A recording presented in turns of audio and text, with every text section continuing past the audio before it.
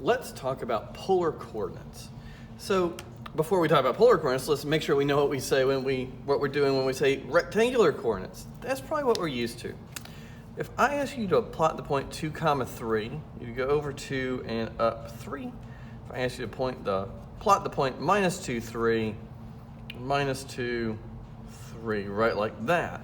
We call these rectangular coordinates our Cartesian coordinates after René Descartes, and it's just a process of having an x-axis and a y-axis and using x and y to find a point, right? Going over 2 and up 3, or over the other way 2 and up 3. The x and y coordinates are directed distances. They're telling us a distance away from the origin in a particular direction. I think you can imagine why we call these rectangular coordinates. I go over 2 and up 3, and I even see that that's on the corner of a little rectangle, right? A length and a width, really.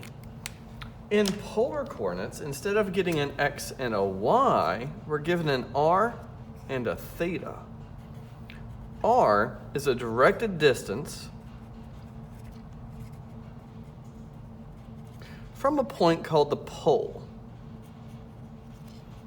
which in polar coordinates is really just the origin. Theta is a directed angle rotated from a polar axis, which in rectangular coordinates is the positive x-axis. All right, well, over here, I said x and y were directed distances, right? A positive x says go right, a negative x says go left. These are directed as well, which means a positive and a negative r have different meanings. A positive and negative angle will have different meanings. All right, well, there's the pole, and this side of the x-axis is the polar axis. So let's see what it means to plot the point 2, pi fourths. All right, well, that's my value of r, and that's my value of theta. So I'm supposed to be 2 units away from the pole, but an angle of pi fourths from the polar axis. So 2 units from the pole, but I rotate to pi fourths. Well, if I rotate, I can imagine being on that concentric circle. And so that's one way to think of polar coordinates, is that if I tell you r is equal to 2, then I lie somewhere on a circle of radius 2. All right, which point in particular? Well, the one at an angle of pi fourths from the polar axis. So we always write these down as r, thetas, but honestly, sometimes when I'm applying them, I like to think about rotating to the angle and then how far to go out in that direction. So if I wanted to plot the point 1, 3 pi fourths, well, I'd actually probably think about where angle 3 pi fourths is. So 1 pi over 4, 2 pi over 4, and then angle 3 pi over 4 is over there. Well, 1 unit away from the origin, I'm going to be on this circle of radius 1.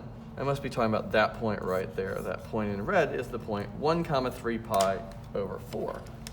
So that's the basics of plotting polar coordinates. And this is a much larger polar grid. And so the origin here, I have a polar axis here, polar axis, and I think I understand why there are all these concentric circles, right? If I say 5, pi sixths, let's think about what angle I'm dealing with. Well, I'm going to be on the circle, this radius 5, so 1, 2, 3, 4, 5, somewhere on that circle. But an angle of pi over 6, well, that's this angle. So I'm on this circle, but at that point right there. That is the 0.5, pi over 6.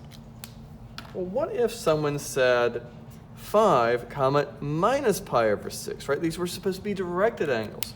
Well, that makes sense to me. I rotate positive or I can rotate negative. So 5, minus pi over 6 is this point down here.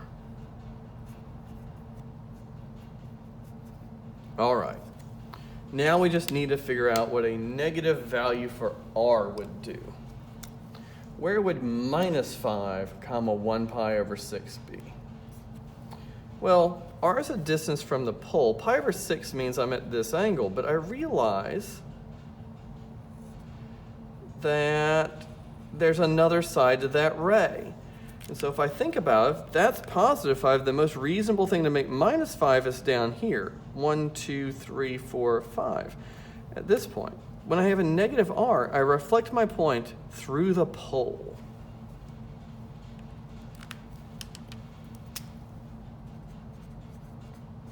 When r is less than 0, we reflect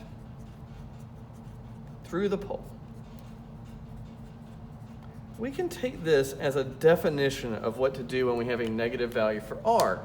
But if you think about it, that orange line is like a real number line. And if that's positive 5, then that's minus 5 over there. In a later video, we're going to establish some relationships between rectangular and polar coordinates.